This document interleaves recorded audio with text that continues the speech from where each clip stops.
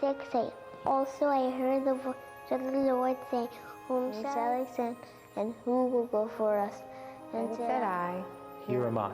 Here am I. Here am I. Here am I. Here am I, send me.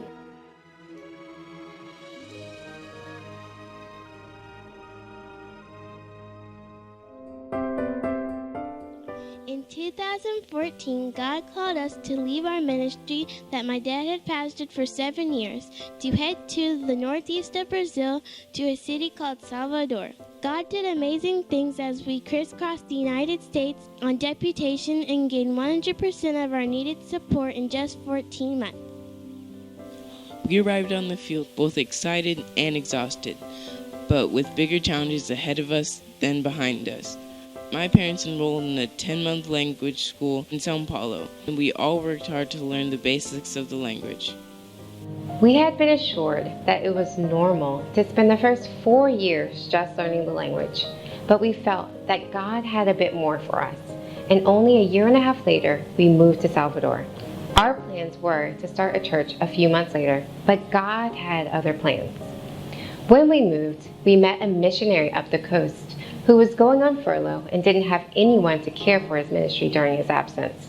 We prayed and we agreed to take the work. The last words that the daughter of the missionary said to us before leaving was, "Good luck, you're going to need it." But we had more than just good luck. We saw the power of God at work. We were able to see souls saved and lives changed.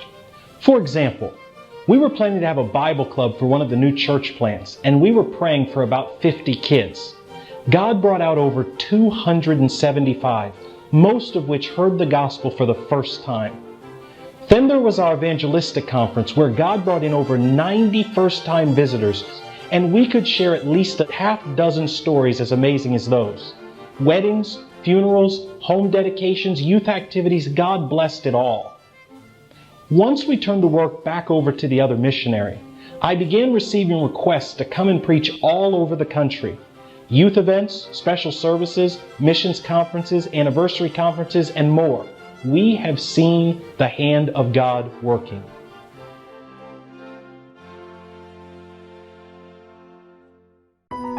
So where are we now? While it's true that Brazil gets more missionaries than almost any other country, one look at the map shows why the Northeast is in such desperate need. Cities like Sao Paulo and Rio de Janeiro get much of the attention, yet in the 9 states that make up the Northeast of Brazil, there are more than 57 million people and only about 10 missionaries of like faith and practice. Our goal upon arriving back to Brazil is to plant a brand new work in the Salvador metropolitan area. Salvador is the capital city of the Northeast, and we believe that this church will need to become a training ground for men and women who desperately want to see God use them in the Northeast of Brazil. We will then take and plant those men in churches and see the work of God grow in the Northeast.